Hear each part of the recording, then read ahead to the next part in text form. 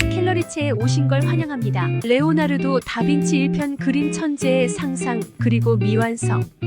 이탈리아 르네상스 시대를 대표하는 예술가이자 과학자, 발명가로 그의 다재다능함과 깊은 호기심은 다양한 분야에서 빛났습니다. 특히 회화에서 다빈치는 혁신적인 기법과 예술적 비전을 통해 중요한 업적을 남겼습니다. 레오나르도의 예술적 여정은 뛰어난 호기심, 실험 정신, 그리고 당시 사회와 문화적 맥락 속에서 이루어졌습니다.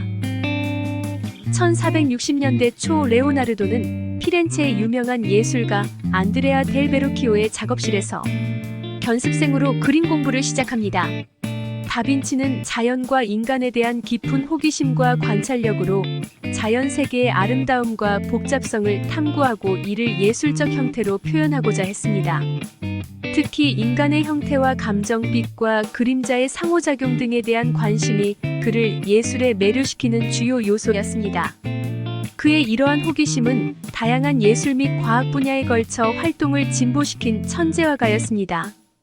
걸작 모나리자는 스푸마토 기법으로 아름다운 미소가 수세기 동안 많은 이들을 매혹시켜왔으며 인물의 심오한 내면 세계와 미묘한 감정 표현을 포착하는 데 있어 뛰어난 감각적 능력을 보여줍니다.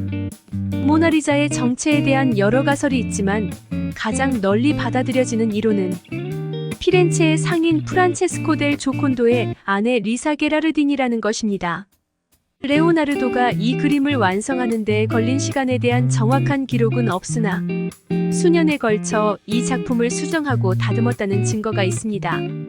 최후의 만찬은 예수와 그의 12제자들의 마지막 식사를 묘사한 벽화로 밀라노의 산타 마리아 수도원에 있습니다. 이 작품에서 각 인물의 표정과 몸짓을 통해 그 순간의 긴장감과 감정의 복잡함을 세밀하게 포착해냈습니다. 이 벽화는 제작 당시부터 혁신적인 기법과 구성으로 주목받았으나 레오나르도가 실험적인 방법으로 그림을 그렸기 때문에 보존 상태가 좋지 않아 수차례 복원 작업이 이루어지기도 했습니다. 베두스의 사람 인체 비례에 대한 레오나르도의 근거리적인 탐구와 이해를 보여주는 그림이자 메모입니다.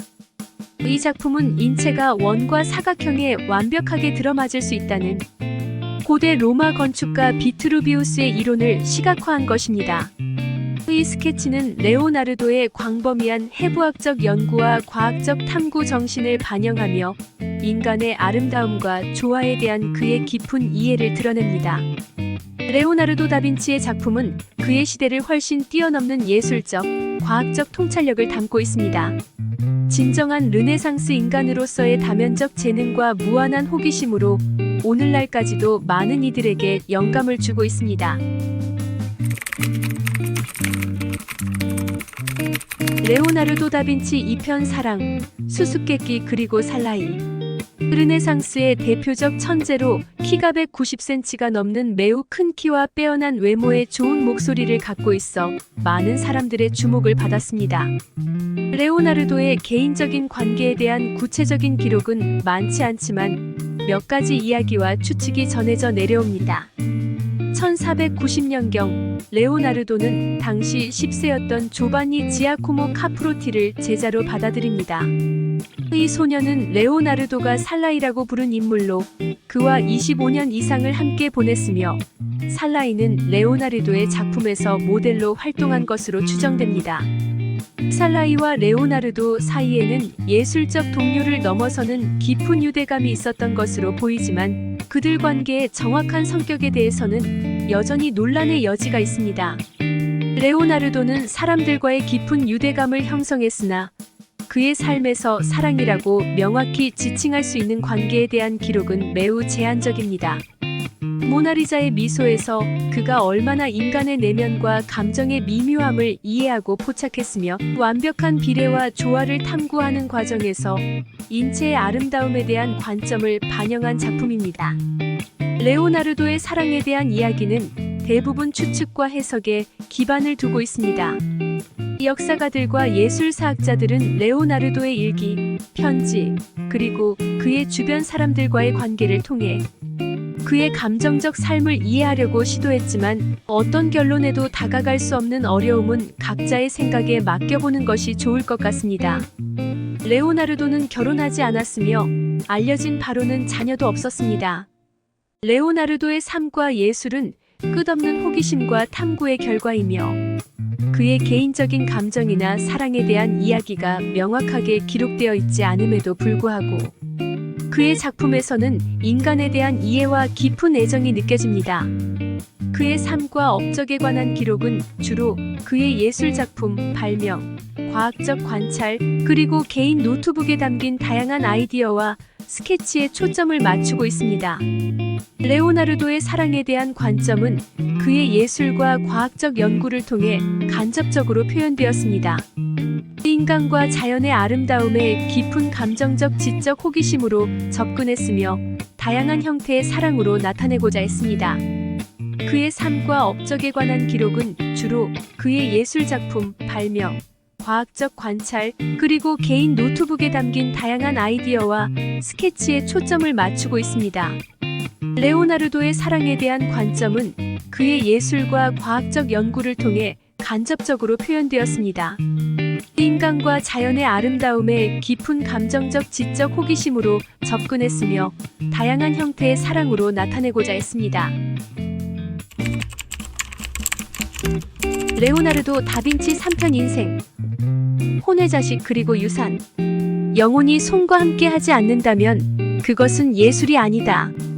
장난꾸러기 소년 레오는 1452년 이탈리아 피렌체 근교 빈치에서 공증인과 농민 여성에서 혼외자로 태어난 레오는 어릴 적부터 엄청난 호기심과 창의적인 기질을 타고났습니다. 이는 훗날 수많은 발명품을 예고한 천재의 성장기였습니다. 사생아로 태어나 정규 교육을 받을 수 없는 신분의 레오는 그림에 재질이 있어 14살 때 피렌체의 유명한 예술가 베로키오의 견습생으로 공방에서 붓을 씻고 허들의 일을 하는 천재화가의 길을 시작합니다. 레오는 자신의 선생님을 은퇴시키는 천재였습니다. 레오의 날개 달린 꿈들은 그를 단순히 위대한 예술가로만 남게 하지 않았습니다. 그는 자신만의 코덱스를 작성하여 날아다니는 기계, 탱크, 자동차 등 수많은 발명품을 상상했습니다. 사람들은 그의 아이디어를 이해하지 못했지만 레오는 시대를 훨씬 앞서가는 발명가였습니다. 특히 그가 설계한 헬리콥터는 오늘날 우리가 사용하는 것과 매우 흡사한 모양을 하고 있습니다. 레오나르도가 그린 모나리자는 그의 위트가 담긴 작품 중 하나입니다. 사람들은 수백 년 동안 그녀의 미소의 의미를 해석해왔지만 사실 레오는 그저 한 여성의 자연스러운 표정을 포착하고자 했을 뿐 아마도 호기심 많는 그는 지금도 어딘가에서 우리가 여러 해석을 하며 왈가왈부하는 것에 호기심으로 바라보며 즐거워하고 있을지도 모릅니다. 레오의 궁극적 발견은 레오나르도는 생전에 모든 것은 연결되어 있다고 믿었습니다. 예술과 과학, 자연과 인간이 서로 얽혀 있다고 했습니다. 활동하는 동안 다양한 프로젝트를 계속 진행했지만 많은 작품들이 미완성으로 남았습니다. 많은 그림들을 미완성으로 남기는 건 그의 오래된 습관적인 결점이었습니다. 그의 지칠 줄 모르는 호기심과 관찰에 대한 헌신은 르네상스 정신의 영원한 상징으로 모든 사람들에게 영감을 주고 있습니다.